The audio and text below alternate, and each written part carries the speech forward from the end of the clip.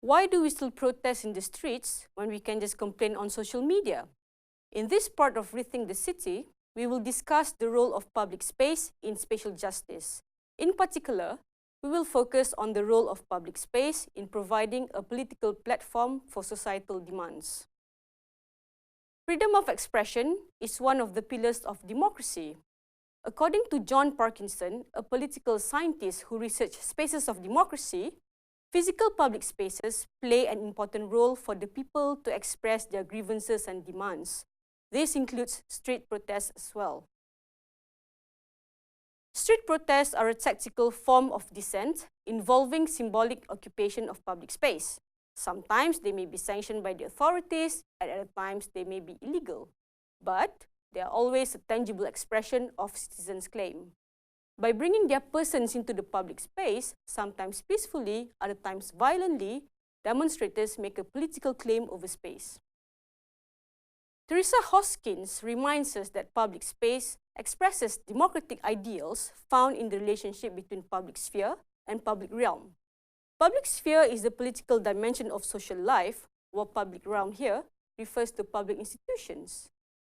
Today, I'm going to talk about the interrelation between digital media and physical spaces in contemporary societies, focusing on social media as a tool for demonstrations. Digital media actually reinforces the need for physical spaces for protest. I will use the case of the Bersih movement in Malaysia to help me illustrate my points. In August 2015, a mass demonstration was held over 2 days in Kuala Lumpur, Malaysia.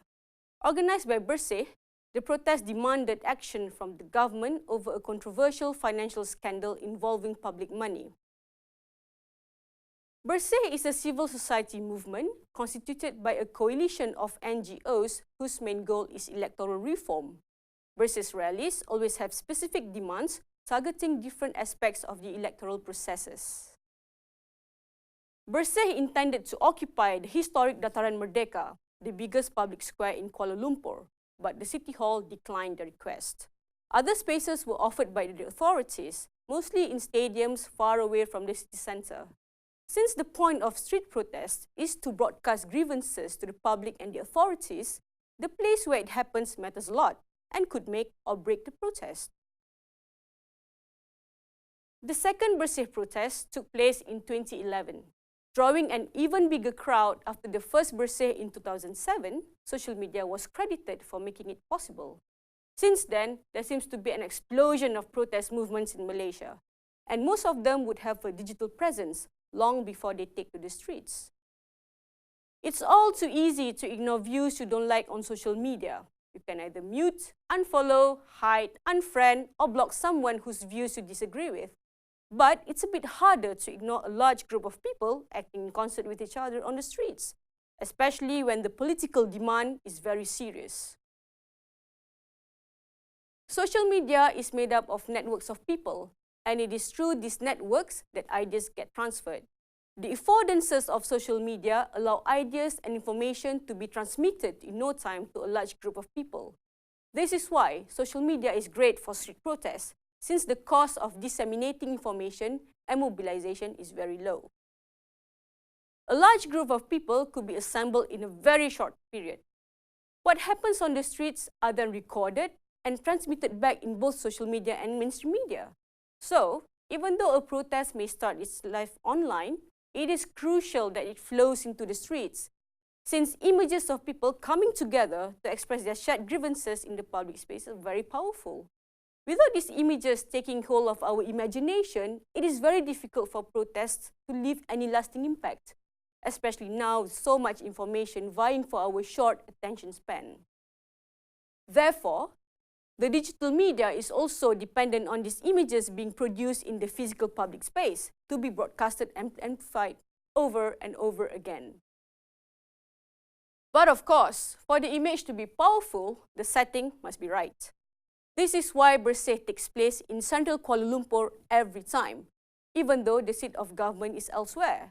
The government of Malaysia moved to the newly built administrative capital, Putrajaya, already in 1999. If spatial justice is about the right to the city, then it's very easy to see why protests are held in Kuala Lumpur instead of Putrajaya.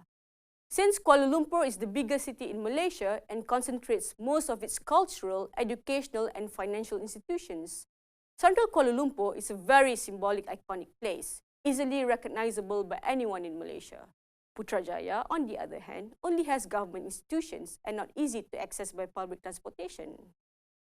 From my conversations with protesters and activists, the spaces that they use for protest is no different from the spaces of everyday life. Kuala Lumpur is the preferred place for protests because the infrastructure of everyday life also supports street protests. This shows that the citizens' political space is no different from the spaces we use in everyday life. Since the federal government of Malaysia is no longer in Kuala Lumpur, Bersih relies heavily on the media to broadcast and amplify the protest. In order to create impressive images that will leave an impact, Kuala Lumpur, with its narrow colonial streets and historical importance, provides a much better setting for this performance of public claim-making. From this example, we can see how access to public space for expression of political claims is crucial. Access is not just direct permission or denial. In the case of Putrajaya, we can see that the lack of infrastructure can also severely limit access and disable certain kinds of political actions. This is because, according to Graham and McFarlane, infrastructure enables and disables certain kinds of action to take place in the city.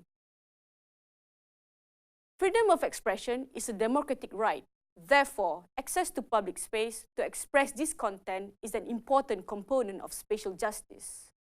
Spatial justice is about ensuring these kinds of actions necessary for a healthy democracy could take place. Social media is useful only to a certain extent, but it can never replace the occupation of physical public space.